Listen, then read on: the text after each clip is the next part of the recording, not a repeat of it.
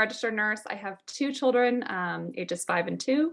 And I own my private registered nurse practice, which is called the Mama Coach. So I provide baby sleep coaching and breastfeeding support to new moms. I also teach parents CPR, and I'm a car seat technician. So I kind of consider myself, or like to think of myself, like a one-stop shop for parent support, especially during that first year. And I'm based in Westchester, New York. And as Amanda said, I'm a veteran spouse. So he was in the military for 7 years. We were married that whole time. And today I'm going to talk a little bit about my experience kind of pivoting my career from a hospital nurse to owning my own business, and how social media was very instrumental in my growth. So 2013, I graduated from nursing school, and at the time, nursing paired really well with my husband's Army career. So every time we moved to a new duty station, it was pretty easy to get a job. You know, there's always a need for hospital nurses. And my specialty was labor and delivery, and I really loved it. Like, I loved supporting women during birth and in the few days afterwards. And I felt like it was like my dream job. Like, it was really tiring, but it was so rewarding. And then over the course of those 7 years, I worked, we went to 3 different duty stations, and I worked in 3 different states. And then in 2018, we decided to make a change. He left the Army and he got a civilian job in New York City. So we moved to New York. And just like I always did, I got a hospital job pretty quickly, shortly after we moved. And then in 2019, we had our second child, and I kind of rapidly realized that the hospital nursing schedule was not going to work for me anymore, and I kind of needed to figure out where to go next. And it also really wasn't working with my husband's career. My hours were really tricky, so I was working 12-hour shifts, and then I had to work weekends and holidays, and it just wasn't working with having kids. And I wanted more flexibility and to be more present at home. So one night on my maternity leave, I was Googling something about my 2-month-old, which, as all parents do, Google things about their kids. And this blog popped up from a brand called the Mama Coach. And I clicked on the website, and there was something about become a Mama Coach. And I clicked on it, and it said, join the only group of registered nurses in North America in private nursing practice. It's a unique model. You own your own nursing business, work as much or as little as you'd like, and be surrounded by supportive colleagues in an established brand. And I was reading more about it. It was about, you know, realizing there's this gap of healthcare between when moms leave the hospital and you know, when they see their pediatrician, and how there's just so many challenging parts of parenthood that people don't have somebody to help them through. And I had firsthand experience that, having my own children.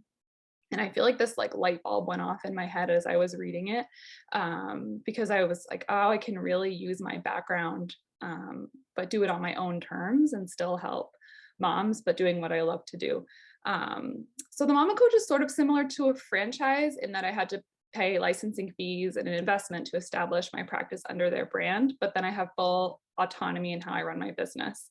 So it covered, the initial investment covered things like the Mama Coach programming. So things like sleep training plans, workshop slides, ebooks for clients, like a lot of the things, the physical things that I provided clients with.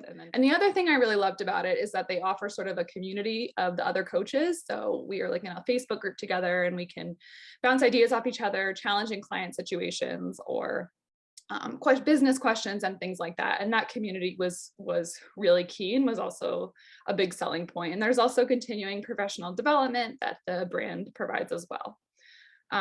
So buying into the brand versus like starting something totally on my own provided this big like jumping off point. But it was up to me to acquire my own clients and build my social media. And I also could choose exactly what type of services that I wanted to offer. So for example, like the brand, one of the services the brand offers is like potty training coaching.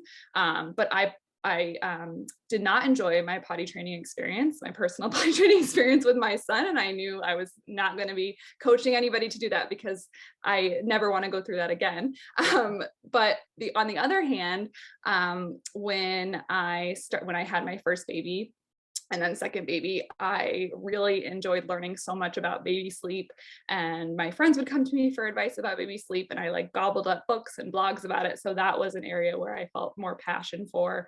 And then things like the breastfeeding support and the childbirth classes, those were things that my nursing background really made it very easy to slide into those those topics and offer those services. So the kicker was in the beginning that I was going to have to do it on top of my regular nurse job, because I wasn't so financially, and just for security purposes, I just wasn't ready to make that jump of leaving my job. So I was working my full-time nursing job, which was 3 12-hour shifts a week. And then obviously I had my kids, and then I had my business. So my plan was to kind of hustle a little bit and do that until I could hopefully scale back and do part-time. So I did a 3-day virtual training with the Mama Coach brand owner, and that was in early March 2020. Like the second week of March 2020, where everyone was kind of like hearing about a virus, but nobody really was like, oh, this is like, wash your hands. Like, that's the kind of mentality everyone was at that point.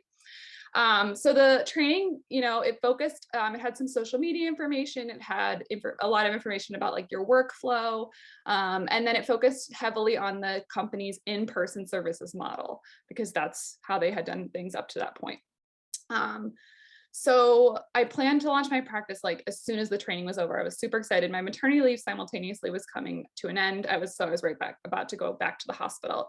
And then the next week, I think everything closed, everything shut down. I still went to the hospital, obviously. My kids came out of daycare.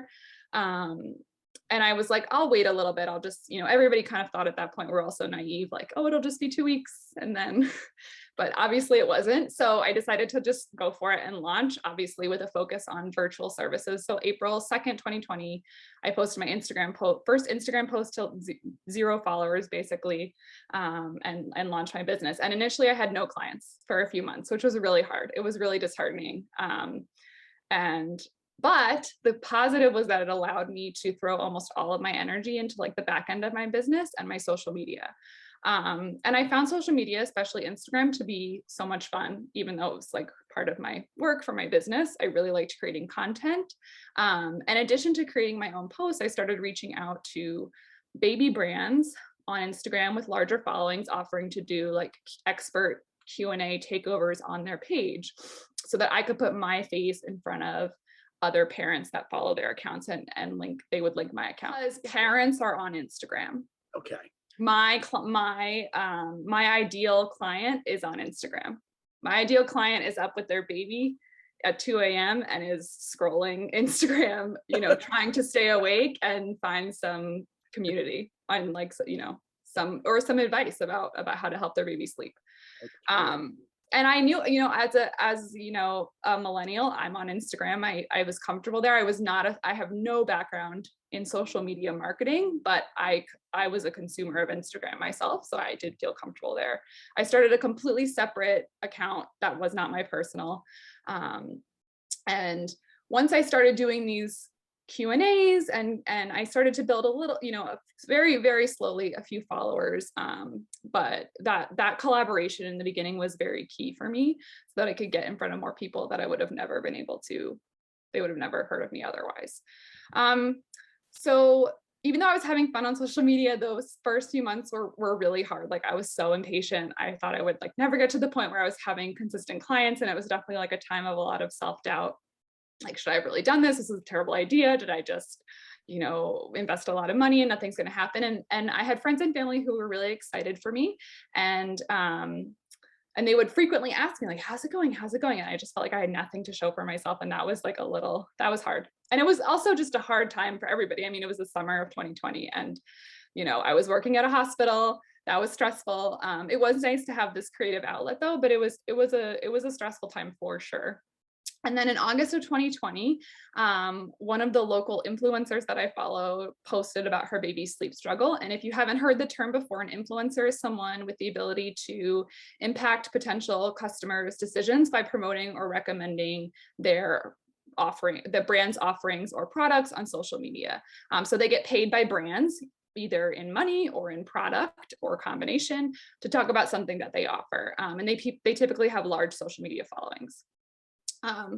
So when I saw that this particular influencer who was local to me, like an ideal client for me, probably has followers that are my ideal client, I reached out to her and I was just offered, I said, hey, I see that you're struggling with baby sleep. I'm a sleep coach, and I offered her a sleep support package in exchange for her posting about her experience. I didn't, I was probably not very, I didn't probably go about it the best way. We didn't have a contract or anything. I just, I had messaged with her a few times before, and it wasn't totally out of the blue. And I had a good feeling about her. So she said yes, and we got started. And I remember being so nervous, hearing every morning about how her baby did that night. But the baby, did very well in a few days, was sleeping very well. She posted about it. And then almost immediately after that, I got quite a few client inquiries. And I went from having, I think, like one client in 4 months to 4 clients in 2 weeks.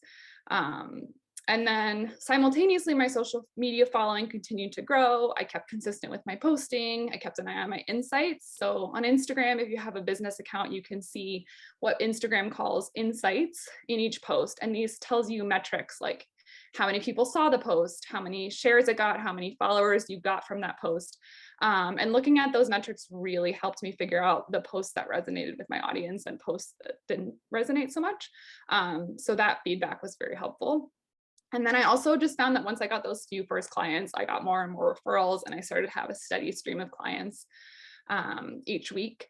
In December of 2020, I reached 10,000 Instagram followers. In addition to my one-on-one services, around the same time, I started offering live online workshops because everything was still pretty shut down at that point. And ironically, everything going virtual allowed me to serve so many more customers than I would have been able to had the pandemic not happened.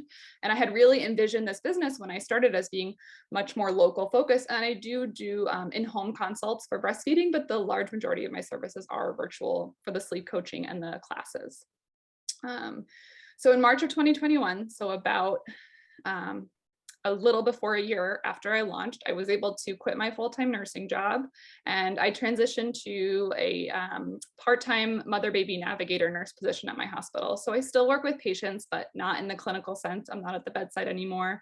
I work with patients to help them prepare for delivery at our hospital. It's regular hours. There are no weekends or holidays, and it's about 2 8-hour shifts a week. So I have much more time to focus on my business and my kids, which was totally my goal. And I see clients on my own time. I set my own hours, which is exactly what I was hoping for. And nobody truly has balance, but I feel as balanced as somebody can who has, a job and kids and a business.